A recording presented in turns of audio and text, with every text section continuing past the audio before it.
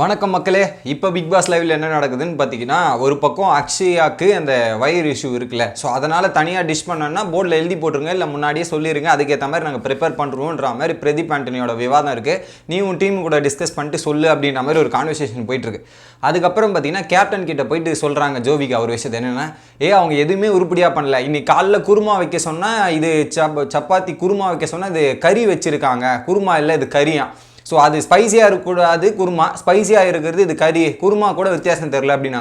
அன்றைக்கி இது பண்ண சொன்னால் பாஸ்தா பண்ண சொன்னால் அதில் காளான் தூக்கி போடுறாங்க, மஷ்ரூம் தூக்கி போடுறாங்க, எல்லாமே அதில் இது பொரியல் பண்ண சொன்னால் இது பண்ணுறாங்க, ஸோ தொக்கு பண்ண சொன்னால் பொரியல் பண்ணுறாங்க அப்படின்ற மாதிரி மாற்றி மாற்றி எல்லாமே தப்பாக பண்ணியிருக்காங்கன்ற ஒரு குற்றச்சாட்டு எடுத்து ஜோவிகா வச்சுட்டு இருக்காங்க. நான் ஒன்று கேட்குறேன், ஜோவிகா சமைக்க தெரிஞ்சவங்களுக்கு எல்லாம் வரும், அவங்களுக்கு சமைக்கே தெரியாது, அதில் உங்களுக்கு அதெல்லாம் நீங்கள் எழுதி போடுற மெனுவை படித்து பண்ணுறதே கஷ்டம், அதை பண்ணி கொடுத்ததை சாப்பிடாம இது ஓகே, அதில் நிறைய தப்புகள் மிஸ்டேக்லாம் வருது, அதையும் சமைச்சு கொடுக்குறாங்கள, இதில் உனக்கு பொரியல் பண்ணுறாங்க, தொக்கு பண்ண சொன்னால் பொரியல் பண்ணுறாங்களா, குருமாக்கு கறின்னு பண்ணுறாங்களா, அவங்களால முடிஞ்சதை பண்ணி கொடுக்குறாங்க, இதை வாங்கி சாப்பிடாம இதுன்னு நொட்ட சொல்லிட்டு இருந்தால் என்ன அர்த்தம் அப்படின்ற மாதிரி ஒரு விஷயம் நடக்குது. ஜோவிகா இப்படி ஒரு விஷயத்த பண்ணிட்டு இருக்காங்க. அடுத்து விஷ்ணு, மாயா மற்றும் பூர்ணிமா டிஸ்கஷனில் வந்து கேட்குறாங்க, எல்லாத்தையுமே இந்த பூர்ணிமா இது ஜோவிகா வந்து இந்த மாதிரி பண்ணுறா, இந்த மாதிரி டிஸ்கஸ் பண்ணுறா அப்படின்னு அவள் தான் இந்த டிஷ்ஷெல்லாம் குறை சொல்லிட்டு இருந்தா, இந்த மாதிரி பண்ணிட்டு இருந்தா. ஆமாம், இந்த மாதிரி பெரிய 5 ஸ்டார் ஹோட்டல் செப்பு, ஸோ அந்த வயசுக்கு மீறி பேசக்கூடாது, வயசுக்கு ஏற்ற மாதிரி பேசணும். 60 வயசு ஆயா மாதிரி பேசிட்டு இருந்தா அவ்வளோதான் சொல்லிட்டேன், பார்த்துக்க வச்சு செஞ்சு போடுவேன் அப்படின்ற மாதிரி விஷ்ணு உடனே ஜோவிகா பார்த்து இந்த டைலாக் சொல்கிறாரு.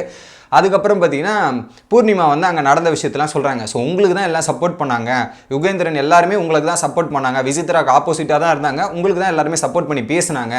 அப்படியா, என்ன எனக்கே அதிர்ச்சியாக இருக்குது அப்படின்ற மாதிரி ஒரு பக்கம் ஷாக்கிங் ரியாக்ஷன். என்ன தான் சப்போர்ட் பண்ணாலும் உங்களுக்கு திட்டுறாங்கப்பா, அப்பயே சப்போர்ட் பண்ணி பேசினாலும் உங்களை தான் திட்டுறாங்க அப்படின்ற மாதிரி ஒரு விஷயத்த சொல்லிடுறாங்க.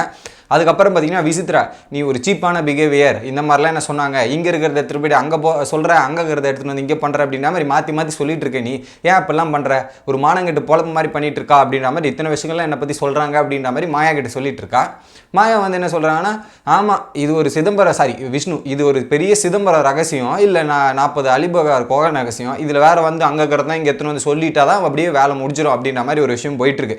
ஸோ ஆக மொத்தத்தில் என்னென்னா வீடு கலவரமாக மாறிடுச்சு. சம்பவத்துக்கு ஒவ்வொருத்தரும் வந்து ரெடியாக இருக்காங்க, அடுத்த டார்கெட் யார் அப்படின்ற மாதிரி ஒரு கழுகு பார்வையோட மாயா மற்றும் விஷ்ணு இருக்காங்க. ஸோ இதில் வந்து ஒரு எலிமினேஷன் பயமும் வந்துருச்சு. ஒரு பக்கம் எலிமினேஷன் இல்லை அப்படின்றது ஒரு பக்கம் இருக்கட்டும், பட் எலிமினேஷன் பயம் வந்து பூர்ணிமாவுக்கு வந்துச்சு. விசித்ராக்கு எதிராக சண்டை போட்டவங்க யாராவது வெளியே போயிடுறாங்க, அந்த வகையில் நான் வெளியே போயிடுவணும் அப்படின்ற மாதிரி ஒரு பக்கம் பயந்துகிட்டே இருக்காங்க. இல்லை நீலாம் வெளியே போக மாட்டேன் மச்சான், நான் தான் நம்பர் 1, என்னதான் இருந்தாலும் மாயா தான் ஃபஸ்ட்டு, நீலாம் போக மாட்டேன், எனக்கு அப்புறம் தான் போவா, மாயா தான் ஃபஸ்ட்டு போவா அப்படின்ற மாதிரி கான்வர்சேஷன்லாம் ஒரு பக்கம் பில்ட் ஆகி போயிட்டுருக்கு.